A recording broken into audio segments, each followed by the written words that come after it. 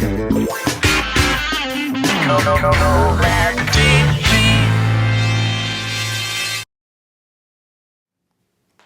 Hello and welcome to the 6th episode of CoLab TV. Last year, one of my favourite events was the one that was held at Deptford's old police station, where Stockhausen was performed in individual cells. This year, CoLab are going back with Bastard Assignments, an initiative that was started by 3 fourth-year composers who wanted to give other Trinity composers the opportunity to have their new works performed. I chatted to a couple of the guys to see what we can expect. I'm hoping for handcuffs. Hi. So, Fred, can you summarise the project that you proposed for CoLab? Yeah, basically, I'm a composer, working with another composer, Tim Cape here, collaboratively, and we're working with musicians from Trinity, some dancers from Laban, and we're putting on an evening of music and dancing and collaboration next Wednesday at the old police station in New Cross. So have you guys written the piece that you're going to play? We have. Well, we've devised it together, which has been fun, and it's going to be the third part of the gig. And yeah. And do you take into consideration the space that it's going to be played in? Well, the venue is an old police station, so it's got cells. It's got posters on the wall about what to do for prisoners going mad. It just gives it an eerie kind of vibe, which you can't ignore. So we called the night Cells. With the triple meaning, cells in the prison, cells in music, Steve Reich and Terry Riley and stuff like this. And cell phones, there's a piece based on cell phone numbers. So.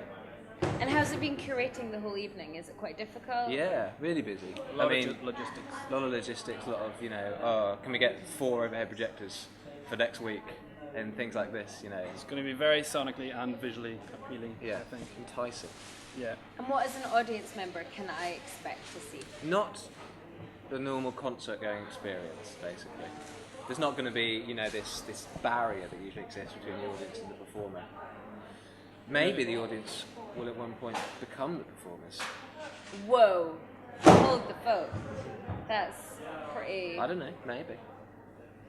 crazy. Yeah, it's going to be crazy. So sum it up, why should we come and see your project? it's going to be a really vibrant, different experience, a different way of seeing music, a different way of seeing dance, of using space, engaging in a completely different way, and it's going to be cheap drinks. It's going to be a really, really exciting night, and there's going to be we've set up the structure a lot for our piece, but there's going to be a lot of loose ends that we don't know how it's going to go, and we're very excited. So fans of CoLab? Co-fab. Right answer. That's right. Rad. Bastard Assignments is on at 7 p.m. this Wednesday in the old police station in Deptford. Next up, Paul Bartholemew. What a legend. Paul, can you summarise what your CoLab project is all about? Well, we've started the second week of the Motown CoLab project, which is the big finishing night at Blitzville at the Woolwich Grand on Friday. And we're into the third component of it, which is that the Funk Brothers, who are our nickname for our rhythm section, Funk Brothers are a very, very important component of the whole Motown sound. And the Funk Brothers are currently in 160, getting all the necessary grooves down for all the Motown hits that we're going to be playing at the Woolwich Grand. They've started today.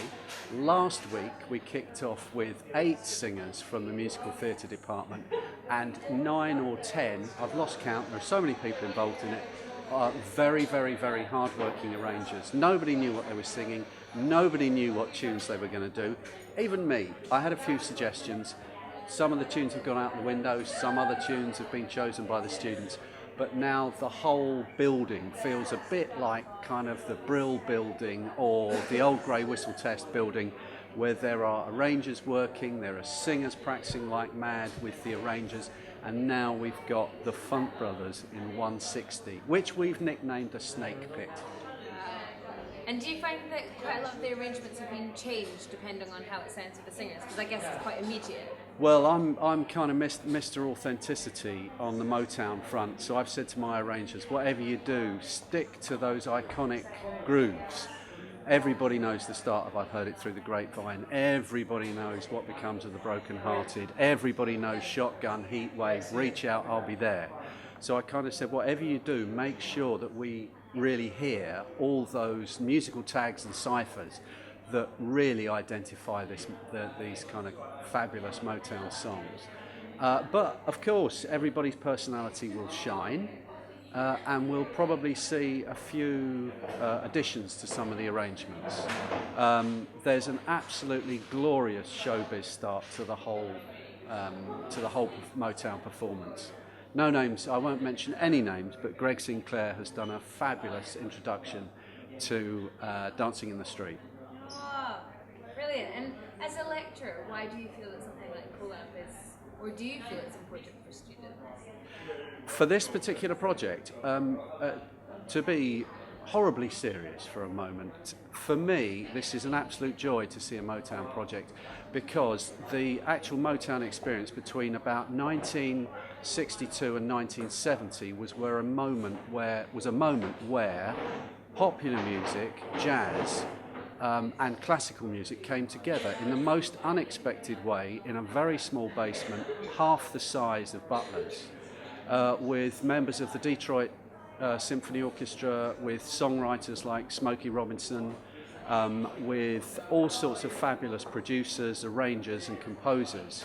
And the Funk Brothers, who were kind of musicians picked up in local jazz clubs in Detroit. So from the Chit Chat Club or the 20 Grand Club, Berry Gordy, who started Motown, went out, found these jazz musicians, he said, because they were the most creative musicians he could find, but he also knew that they also needed to earn money, looking for a kind of new soul sound in the States that he could sell to everybody, and he pulled them together with homegrown arrangers who really relished the opportunity to write for professional symphony orchestra players, for session players.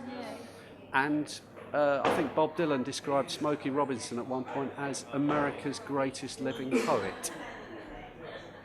So we're going all out to try and get some kind of sense of the heart of the music. So it's a lovely bringing together. It's an absolute collaborative process. I'm dying to get involved. I'm sitting on my hands and I'm just mentoring it. And all the arrangers have stepped up to the plate, said they want to conduct as well. Nick Pendlebury's on board. We've got some amazing string players for Friday night, so it should be really quite something. And do you think the students are achieving the heart of Motown?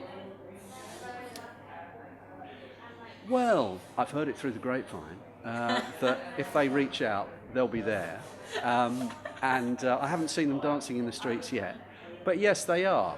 Yeah, and the music theatre group, I would say, have been an absolute pleasure to work with, because Trinity has got an amazing pedigree and a reputation for jazz, for classical music, and this rapidly growing one for musical theatre, but nothing for pop music, unless I'm very much mistaken. So Paul, CoFab or CoBad? Now I need to get hip to the groove, don't I, on that one? Does CoBad, if I say CoBad, mean it's kind of really... Yeah, that's the negative one. Oh, that's the negative one, is it? So right. It's like, yeah, that's... It's very definitely CoFab, and really ain't no mountain be high enough to prevent anyone from getting to the Woolwich Grand on Friday. And as I say, you need to reach out and be there, because you'll be broken-hearted if you don't. Blitzville is this Friday at 7 p.m. at the Woolwich Grand. Make sure that you get your tickets from CoLab Comms in Butlers. You would be crazy to miss out. So many